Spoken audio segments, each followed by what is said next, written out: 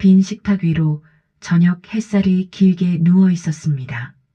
6개의 의자, 그중 5개는 먼지만 쌓여가고 있었습니다. 67회를 살아온 한 여자가 그 빈자리들을 하나하나 쓸어내리고 있었습니다. 손끝이 닿을 때마다 오래된 웃음소리가 귓가에 맴돌았습니다. 세 아이 모두 의사가 되었습니다. 남편은 사업에 성공해 노후 걱정 없이 살고 있습니다. 누가 봐도 성공한 인생이었습니다.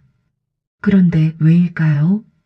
가슴 한편이 텅 비어 있는 것 같은 이 느낌은, 다 가진 것 같은데 아무것도 없는 것 같은 이 공허함은, 그녀의 이름은 김순희. 평생을 누군가의 어머니로, 누군가의 아내로만 살아온 여자. 그리고 이제야 난생 처음 자신에게 묻습니다. 나는 누구였을까? 이것은 한 어머니의 이야기입니다. 하지만 어쩌면 당신의 이야기이기도 합니다. 경기도 외곽의 조용한 전원주택 단지. 잘 가꿔진 정원 너머로 2층 집 창문에 불이 켜져 있습니다. 김순희 씨가 사는 집입니다. 마당 한켠에는 남편이 심어둔 감나무가 있었고, 현관 앞에는 며느리가 선물한 화분이 줄지어 놓여 있었습니다. 누가 봐도 풍요로운 집이었습니다. 부족한 것 하나 없어 보이는 노년의 보금자리. 하지만 그 집의 주인인 순희 씨는 거실 소파에 홀로 앉아 창밖만 바라보고 있었습니다. 텔레비전은 켜져 있었지만 소리는 그녀의 귀에 닿지 않았습니다. 손에는 오래된 가족 사진이 들려 있었습니다. 사진 속에는 젊은 날의 그녀가 있었습니다. 갓 태어난 첫째를 안고 환하게 웃고 있는 26살의 순이. 옆에는 듬직했던 남편 영호 씨가 서 있었습니다. 그때는 몰랐습니다. 그 행복한 순간이 기나긴 희생의 시작이라는 것을. 순희 씨는 경상북도 안동의 작은 마을에서 태어났습니다. 아버지는 농사를 짓고 어머니는 새벽부터 밤까지 일하는 평범한 가정이었습니다. 5남매 중 셋째였던 그녀는 어릴 때부터 손재주가 좋았습니다. 특히 그림 그리는 것을 좋아했습니다. 학교에서 미술 시간이면 누구보다 눈이 빛났고 선생님은 그녀의 재능을 알아봐 주었습니다.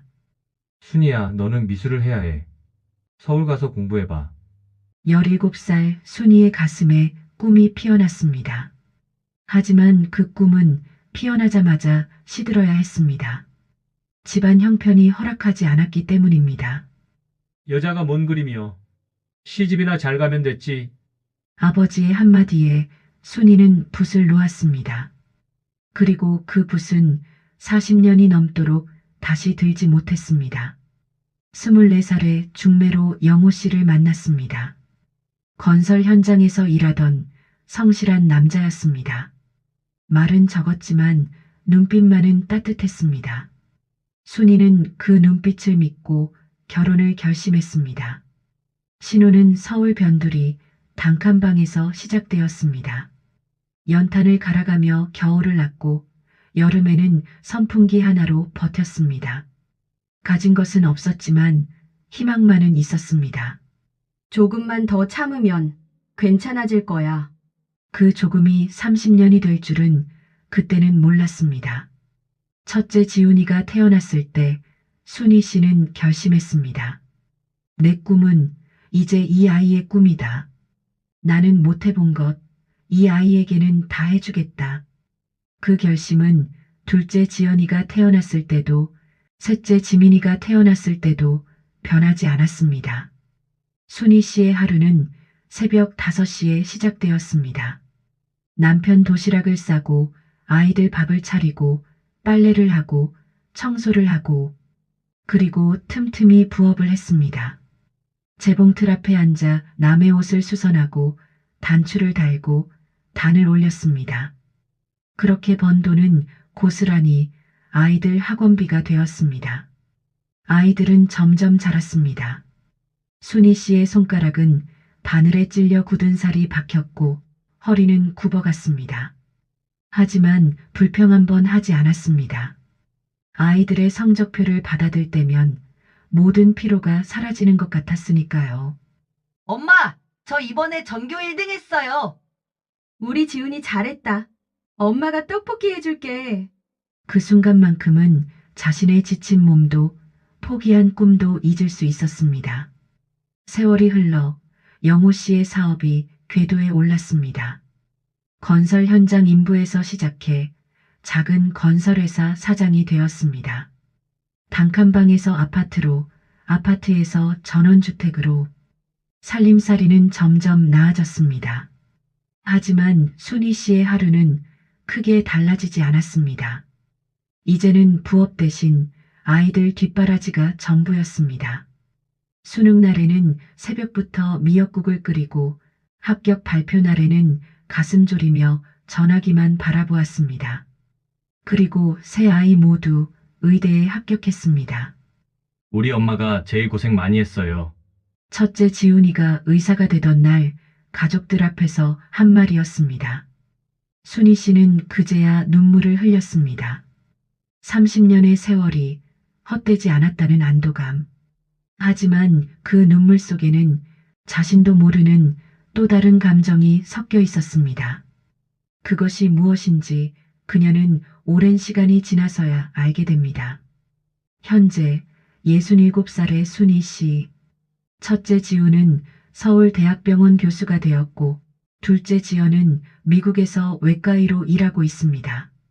막내 지민은 부산에서 가정의학과를 개업했습니다. 남편 영호 씨는 회사를 정리하고 이제는 골프와 등산으로 소일하고 있습니다. 모든 것이 완벽해 보였습니다. 적어도 겉으로 보기에는요. 하지만 그 완벽한 인생의 한가운데서 순희 씨는 매일 밤 잠들기 전 같은 생각을 합니다. 나는 평생 무엇을 위해 살았을까? 아이들이 다 떠난 지금 나에게 남은 것은 무엇일까? 창밖으로 달이 떠올랐습니다. 순희 씨는 오래된 사진을 품에 안은 채 또 한 번의 밤을 맞이합니다. 아침 햇살이 거실로 스며들고 있었습니다. 순희 씨는 여느 날처럼 일찍 일어나 아침 준비를 하고 있었습니다. 두 사람만 먹을 밥상인데도 반찬은 6가지나 되었습니다. 30년 넘게 몸에 밴 습관은 쉽게 바뀌지 않았습니다. 영호 씨가 식탁에 앉았습니다. 신문을 펼치며 밥을 떠먹기 시작했습니다. 두 사람 사이에 대화는 없었습니다. 젓가락 소리만이 고요한 아침을 채웠습니다. 순희 씨는 남편의 머리카락을 바라보았습니다. 언제부터 이렇게 하얗게 변했을까? 저 사람과 산 세월이 40년이 넘었는데 정작 마음을 터놓고 이야기를 나눈 적이 있던가. 그녀는 문득 그런 생각이 들었습니다. 여보, 순희 씨가 조심스럽게 입을 열었습니다. 응? 영호 씨는 신문에서 눈을 떼지 않은 채 대답했습니다. 오늘 같이 어디 좀 갈까요? 날씨도 좋은데. 오늘 산악회 모임 있어. 점심때 나갈 거야. 그것이 대화의 전부였습니다. 순희 씨는 숟가락을 내려놓았습니다. 입맛이 없었습니다. 하지만 내색하지 않았습니다. 평생 그래왔듯이 영호 씨가 나간 후 집안은 다시 고요해졌습니다. 순희 씨는 설거지를 마치고 거실 소파에 앉았습니다. 습관처럼 텔레비전을 켰지만 눈에 들어오는 것은 없었습니다. 문득 벽에 걸린 가족 사진이 눈에 들어왔습니다. 막내 지민이가 의대를 졸업하던 날 찍은 사진이었습니다. 5명의 가족이 환하게 웃고 있었습니다. 그 사진이 찍힌 지도 벌써 8년이 흘렀습니다. 이제 그 사진 속 5명이 한자리에 모이는 일은 1년에 한두 번뿐입니다. 명절에도 아이들은 바쁘다는 핑계로 얼굴을 내밀지 않습니다. 전화도 점점 뜸해지고 있습니다. 순희 씨는 이해했습니다. 아이들이 바쁜 것은 당연한 일이니까. 환자를 살리는 일이 부모 얼굴 보는 것보다 중요하니까. 그렇게 스스로를 납득시켰습니다. 하지만 가슴 어딘가에서는 계속 무언가가 아려왔습니다. 핸드폰이 울렸습니다. 첫째 지훈이었습니다. 순희 씨의 얼굴에 순간 환한 빛이 스쳤습니다. 지훈아. 엄마, 저 지훈이에요. 다음 달 아버지, 어머니 결혼기념일이잖아요. 그래? 근데 그날 학회가 있어서 저랑 지연이는 못 갈 것 같아요. 지민이도 확인해봐야 하고. 엄마, 듣고 있어요? 그래? 괜찮아. 바쁜 거 알아. 미안해요. 대신 용돈 좀 보낼게요. 그래. 건강해라. 전화는 그렇게 끝났습니다. 1분도 채 되지 않는 통화였습니다. 순희 씨는 한참 동안 전화기를 내려다보았습니다. 화면에는 통화 시간 47이라고 적혀 있었습니다. 47초, 그것이 요즘 아들과 나누는 대화의 전부였습니다. 순희 씨는 전화기를 소파 위에 내려놓았습니다. 그리고 창밖을 바라보았습니다. 이상하게도 눈물이 나지 않았습니다. 너무 많이 흘려서일까요? 아니면 이미 익숙해진 것일까요? 그녀는 문득 자신의 손을 내려다보았습니다. 거칠고 주름진 손, 수십 년간 아이들 밥을 짓고 빨래를 하고 바느질을 하던 손. 이 손이 만들어낸 것들이 무엇이었을까? 3명의 의사, 남부럽지 않은 가정, 경제적 여유. 그런데 정작 이 손의 주인인 자신에게는 무엇이 남았을까요? 점심때가 되자 순희 씨는 혼자 라면을 끓여 먹었습니다. 혼자 먹는 밥은 늘 그랬듯 맛이 없었습니다. 하지만 버릇처럼 먹었습니다. 건강해야 아이들한테 폐를 안 끼치니까. 그것이 그녀가 자신을 챙기는 유일한 이유였습니다. 설거지를 하다가 문득 손이 멈췄습니다. 창밖으로 이웃집 할머니가 보였습니다. 그 할머니는 요즘 동네 문화센터에서 그림을 배우고 있다고 했습니다. 80이 넘은 나이에도 새로운 것을 배우는 모습이 순희 씨 눈에는 이상하게 부러워 보였습니다. 나도 저런 거 해볼까? 그 생각이 스치는 순간 순희 씨는 스스로 놀랐습니다. 평생 자신을 위해 무언가를 해본 적이 없었으니까요. 하지만 그 생각은 금세 사라졌습니다. 이 나이에 무슨 창피하게. 그녀는 다시 설거지를 시작했습니다. 저녁이 되었습니다. 영호 씨가 돌아왔습니다. 얼굴이 발그레한 것을 보니 산악회 모임에서 한잔한 모양이었습니다. 밥 먹을래요? 아니, 먹고 왔어. 나 좀 쉴게. 영호 씨는 그 말만 남기고 안방으로 들어갔습니다. 순희 씨는 그 뒷모습을 바라보았습니다. 40년을 함께한 남편, 같은 집에 살고 같은 밥을 먹고 같은 침대에서 잠을 자지만 어느 순간부터 둘 사이에는 보이지 않는 벽이 생겨 있었습니다. 영호 씨는 나쁜 남편이 아니었습니다. 평생 성실하게 일했고 바람 한 번 피우지 않았고 가정에 충실했습니다. 다만 그뿐이었습니다. 꽃 한 송이 사다 준 적 없고 사랑해라는 말 한 번 해본 적 없는 그 세대 남자들이 다 그랬듯 표현에 서툰 사람이었습니다. 순희 씨도 알고 있었습니다. 남편이 자신을 사랑한다는 것을. 다만 그 사랑이 때로는 너무 무미건조하게 느껴질 뿐이었습니다. 밤이 깊었습니다. 순희 씨는 잠이 오지 않아 거실로 나왔습니다. 창밖에는 반달이 떠 있었습니다. 문득 옛 생각이 났습니다. 17살 그림을 그리던 그 시절, 마당에 앉아 달을 그리던 밤이 있었습니다. 스케치북 위로 연필이 춤을 추듯 움직이던 그 느낌이 50년이 지난 지금도 손끝에 남아 있었습니다. 그때는 참 행복했지. 순희 씨는 쓸쓸히 웃었습니다. 그리고 생각했습니다. 언제부터 나는 내 꿈을 잊어버렸을까? 언제부터 나는 나를 잃어버렸을까? 밤은 깊어가고 대답 없는 질문만이 그녀의 마음속에서 맴돌았습니다. 며칠 후 순희 씨는 마트에 장을 보러 갔습니다. 혼자 먹을 반찬거리를 사면서 습관처럼 아이들이 좋아하던 음식을 집어들었다가 다시 내려놓았습니다. 이제 그 음식을 먹을 사람은 이 집에 없으니까요. 계산을 마치고 나오는 길이었습니다. 마트 입구 게시판에 붙은 전단지 하나가 눈에 들어왔습니다. 시니어 문화센터 수강생 모집. 수채화 기초반 누구나 환영합니다. 순희 씨의 발걸음이 멈췄습니다. 수채화. 그 단어가 마음 한구석을 건드렸습니다. 잠시 망설이다가 그녀는 전단지를 한 장 가져왔습니다. 그리고 집으로 돌아와 식탁 위에 올려두었습니다. 하지만 등록하지는 않았습니다. 50년 가까이 붓을 잡지 않은 사람이 무슨 그림을 그리겠습니까? 그저 한번 쳐다보고 말 생각이었습니다. 그런데 이상한 일이 일어났습니다. 그 전단지가 자꾸만 눈에 밟히는 것이었습니다.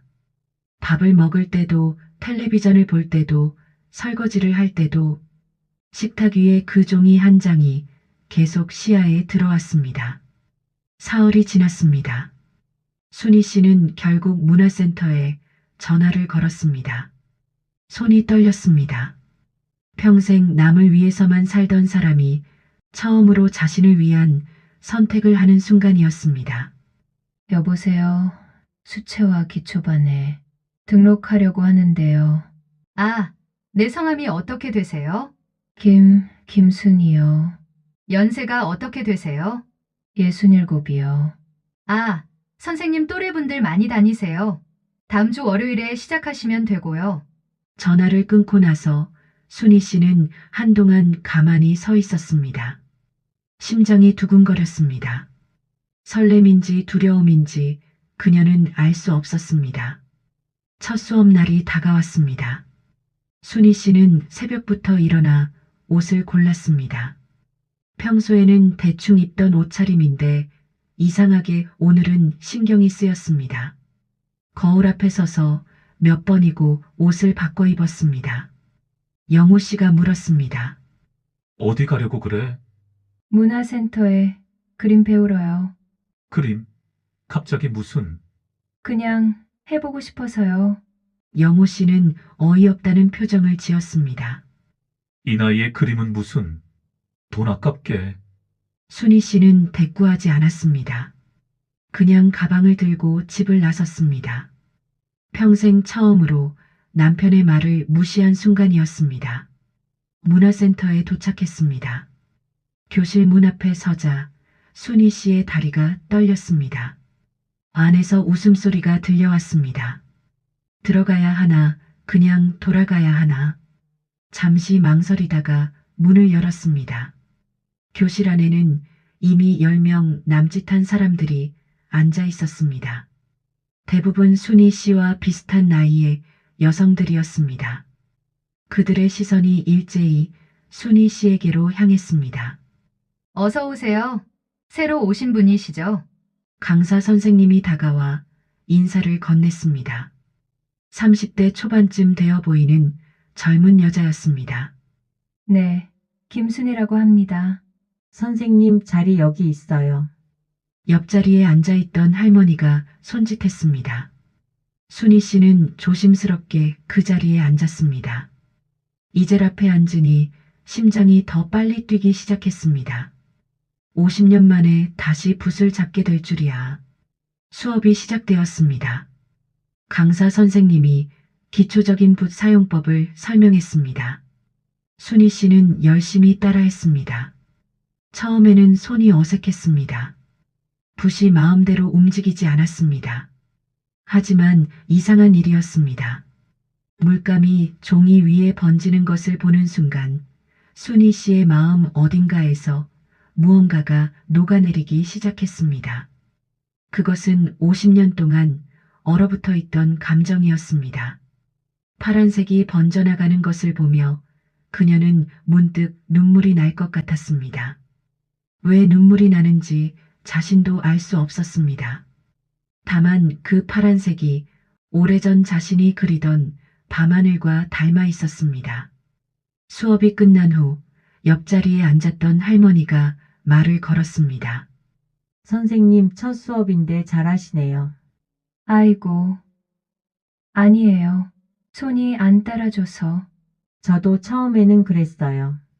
근데 이게 은근히 재밌어요. 그 할머니의 이름은 박영숙, 순희 씨보다 2살 많은 69이었습니다.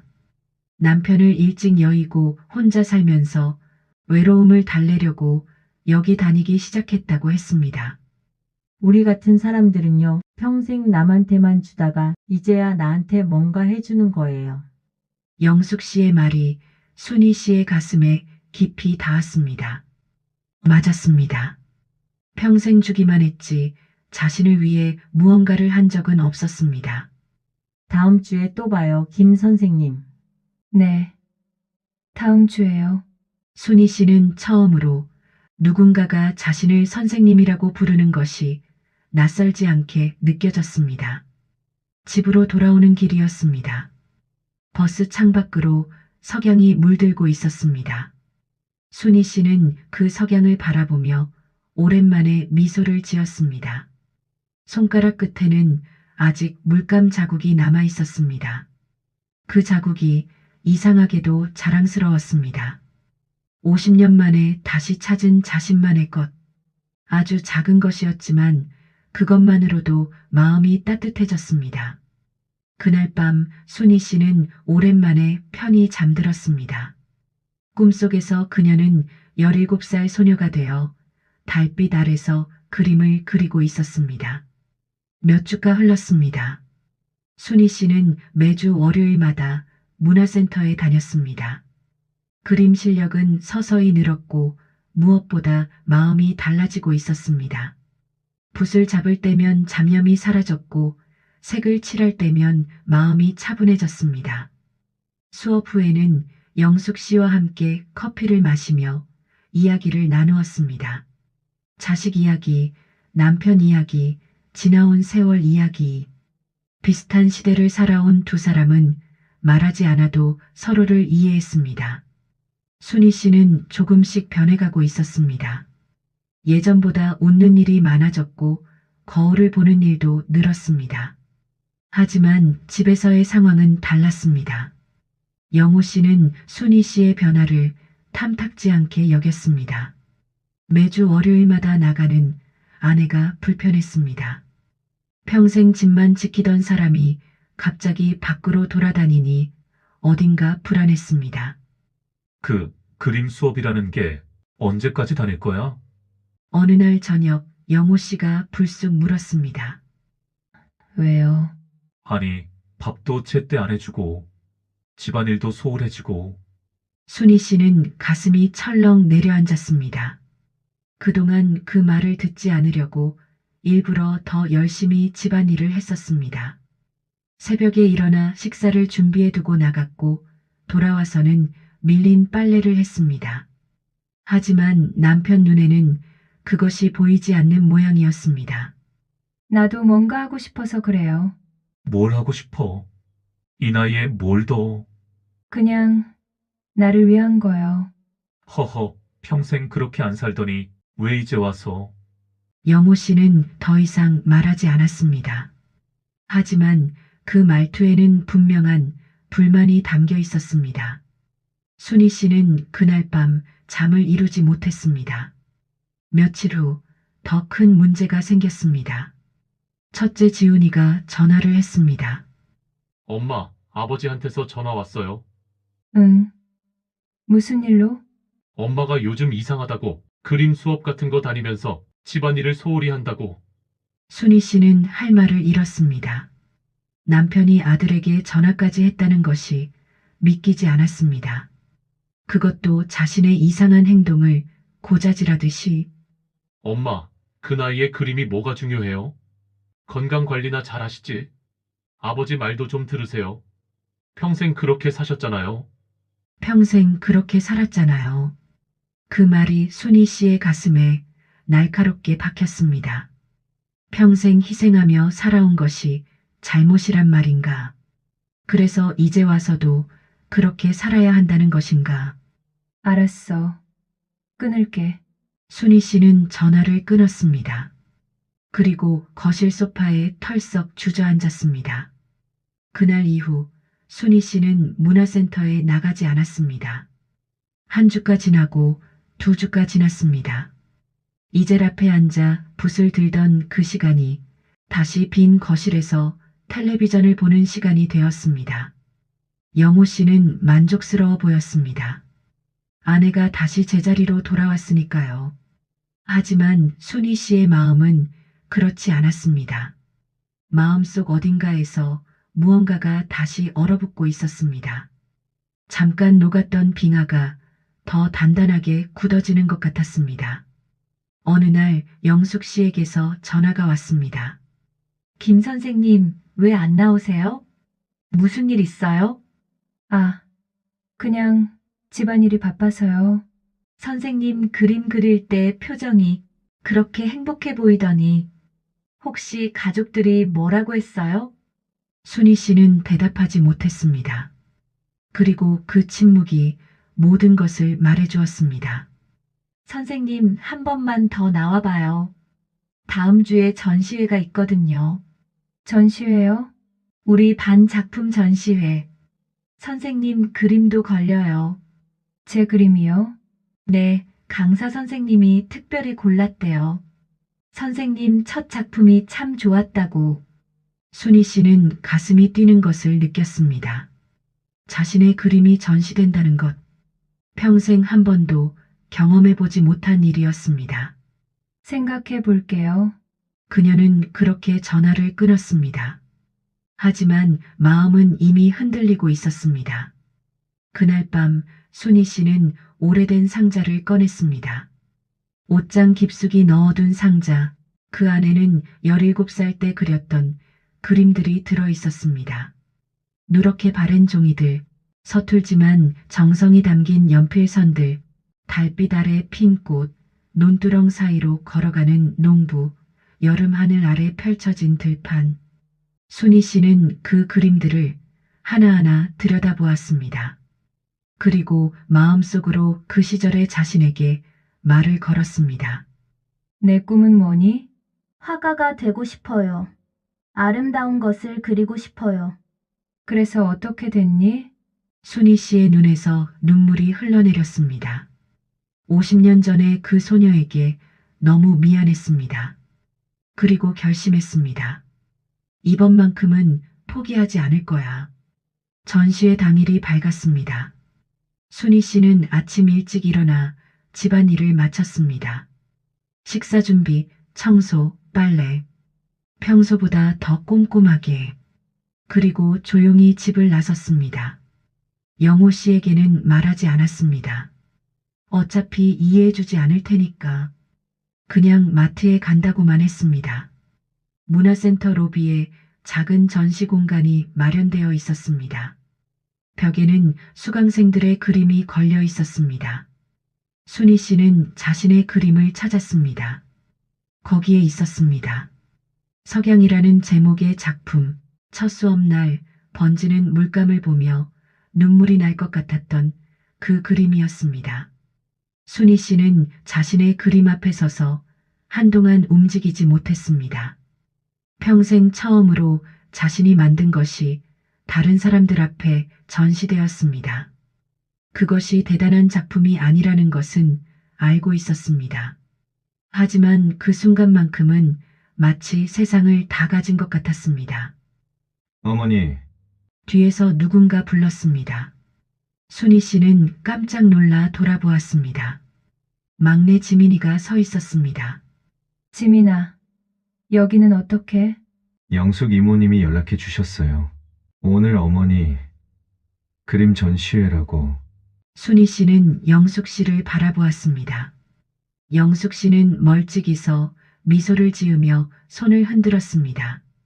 어머니가 그림을 그리신다는 건 알았는데 이렇게 전시까지 할 줄은 몰랐어요. 지민이가 벽에 걸린 그림을 바라보았습니다. 이거 어머니가 그리신 거예요? 응, 별거 아니야. 지민이는 한참 동안 그림을 들여다보았습니다. 그리고 조용히 말했습니다. 예쁘네요. 석양이 진짜 따뜻해 보여요. 그 한마디에 순희 씨의 눈에서 눈물이 흘러내렸습니다. 평생 아이들에게 받아본 적 없는 칭찬이었습니다. 적어도 자신만을 위한 것에 대한 칭찬은요.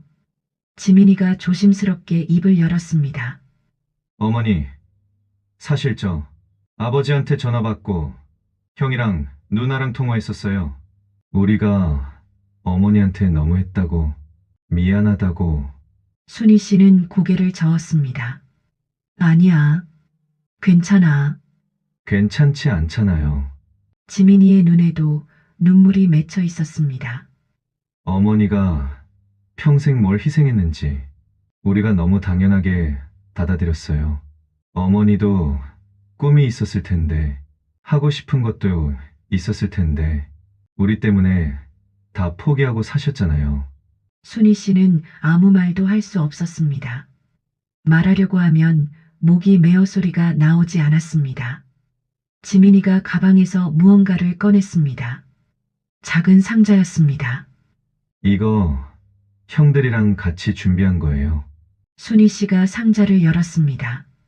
그 안에는 고급 수채화 물감 세트가 들어 있었습니다. 그리고 작은 손편지 하나. 엄마, 이제 엄마만을 위해 사세요. 사랑해요. 지훈, 지연, 지민. 순희 씨의 손이 떨렸습니다. 물감 세트를 가슴에 안고 그녀는 아이처럼 울었습니다. 평생 참아왔던 눈물이 한꺼번에 쏟아져 나왔습니다. 지민아, 고마워. 어머니야말로 고마워요. 우리한테 모든 걸 주셨으니까. 근데 어머니, 이제는 어머니 것도 찾으세요. 우린 다 컸으니까. 그 말을 듣는 순간 순희 씨의 마음속에서 무언가가 풀리는 느낌이 들었습니다.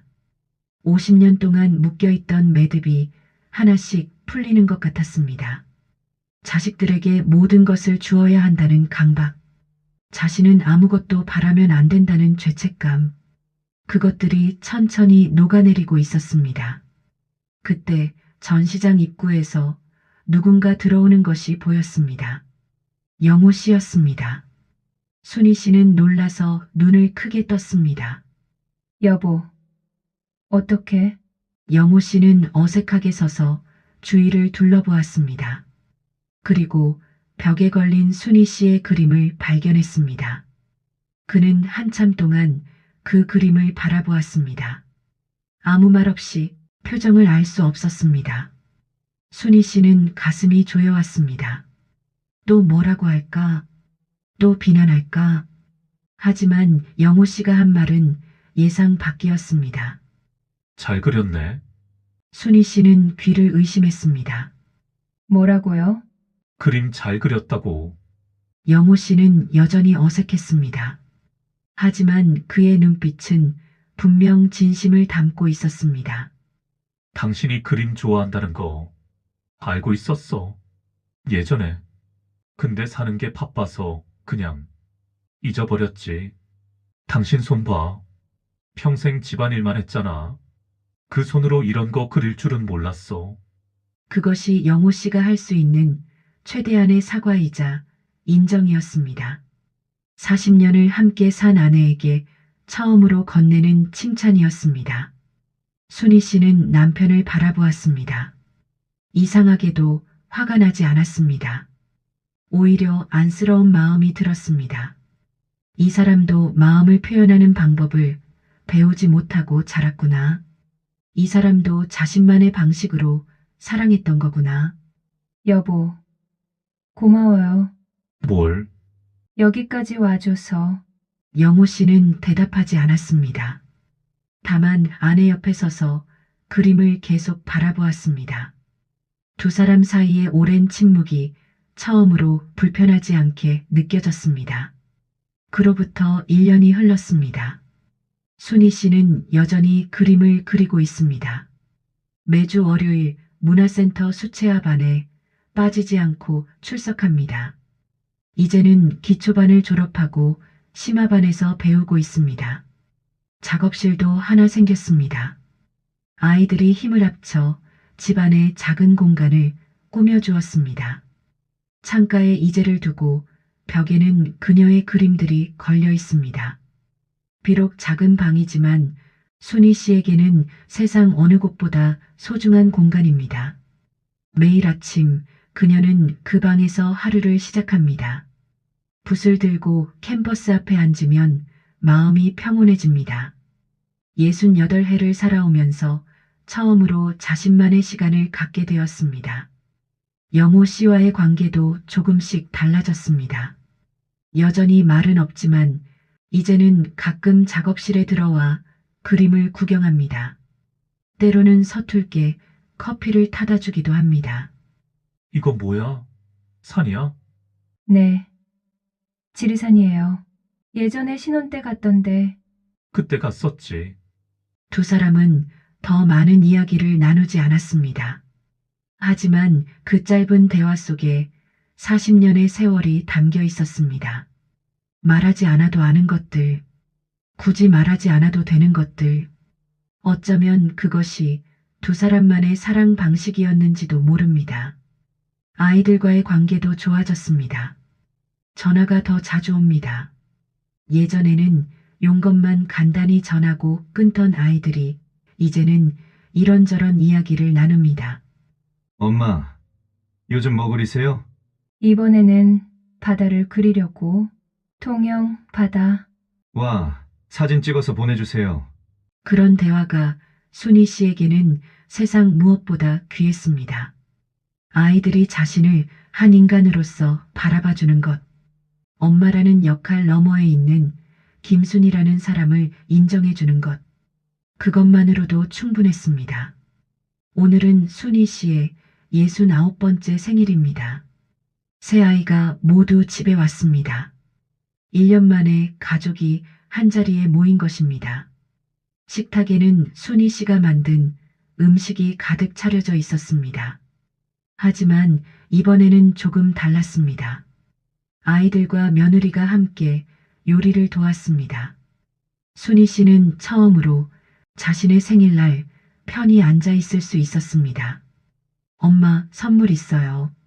막내 지민이가 큰 액자 하나를 내밀었습니다. 순희 씨가 그린 석양 그림이 전문가의 손을 거쳐 멋지게 액자에 넣어져 있었습니다. 이거 거실에 걸자. 우리 엄마 그림이니까. 첫째 지훈이 말했습니다. 맞아, 갑으로 물려줄 거야. 둘째 지연이가 웃었습니다. 순희 씨는 아무 말도 할 수 없었습니다. 다만 가슴이 벅차올라 눈물만 흘렀습니다. 영호 씨가 조용히 말했습니다. 당신 그림 좋아. 40년 만에 처음 듣는 남편의 칭찬이었습니다. 밤이 깊어갔습니다. 아이들은 각자의 방으로 들어가 잠들었습니다. 순희 씨는 거실 소파에 앉아 새로 걸린 그림을 바라보았습니다. 그 그림 속 석양은 따뜻한 노란빛과 붉은빛이 섞여 있었습니다. 어딘가 쓸쓸하지만 동시에 평화로운 느낌, 마치 그녀의 인생과 닮아 있었습니다. 창밖으로는 보름달이 떠 있었습니다. 50년 전 17살의 그녀가 그림을 그리던 바로 그런 달이었습니다. 순희 씨는 마음속으로 그 소녀에게 말을 걸었습니다. 많이 돌아왔지? 미안해. 오래 기다리게 해서. 하지만 이제 알겠어. 내가 있었기에 내가 여기까지 올 수 있었다는 걸. 삶이란 무엇일까요? 누군가는 말합니다. 삶은 주는 것이라고. 사랑하는 사람에게 모든 것을 주는 것이 가치 있는 삶이라고. 틀린 말은 아닐 것입니다. 하지만 주기만 하다 보면 어느새 자신은 사라지고 맙니다. 텅 빈 껍데기만 남게 됩니다. 순희 씨처럼 평생을 남을 위해 살다가 정작 자신이 누구인지 잊어버린 사람처럼 사람은 누구나 자기만의 빛을 가지고 태어납니다. 어떤 이의 빛은 화려하고 어떤 이의 빛은 소박합니다. 하지만 모든 빛은 제각기의 아름다움을 지니고 있습니다. 문제는 그 빛을 세상에 보여주기도 전에 꺼버리는 것입니다. 다른 사람의 빛만 비추다가 자신의 빛은 잊어버리는 것입니다. 순희 씨는 67에 다시 붓을 들었습니다. 누군가는 늦었다고 할지도 모릅니다. 하지만 그녀는 알고 있습니다. 늦은 봄에 피는 꽃도 꽃임은 마찬가지라는 것을, 아니, 어쩌면 늦게 피는 꽃이 더 오래 간다는 것을 지금 이 영상을 보고 계신 분들께 묻고 싶습니다. 당신은 지금 당신만의 빛을 켜고 있나요? 아니면 다른 사람의 빛만 비추다 지쳐 있나요? 늦지 않았습니다. 지금 이 순간이 당신의 새로운 시작이 될 수 있습니다. 오래전 접어두었던 꿈이 있다면, 해보고 싶었지만 차마 하지 못했던 것이 있다면 이제 그것을 펼쳐보시기 바랍니다. 당신도 순희 씨처럼 늦게 피는 꽃이 될 수 있습니다. 그리고 그 꽃은 세상 어떤 꽃보다 아름다울 것입니다. 삶은 결국 자신을 찾아가는 여정입니다. 돌고 돌아 다시 자신에게로 돌아오는 긴 여정. 순희 씨는 67회 만에 그 여정을 시작했습니다. 그리고 비로소 알게 되었습니다. 자신을 사랑하는 것이 남을 사랑하는 것의 시작이라는 것을, 자신이 행복해야 비로소 남도 행복하게 해줄 수 있다는 것을. 창밖으로 새벽이 밝아오고 있었습니다. 순희 씨는 작업실로 향했습니다. 이젤 앞에 앉아 새 캔버스를 펼쳤습니다. 오늘은 무엇을 그릴까? 아침 햇살을 그릴까? 아니면 새로 시작하는 하루를 그릴까? 그녀의 손끝에서 또 하나의 세상이 태어나려 하고 있었습니다. 늦게 피는 꽃도 꽃입니다. 구독과 좋아요는 더 좋은 이야기를 만드는 힘이 됩니다.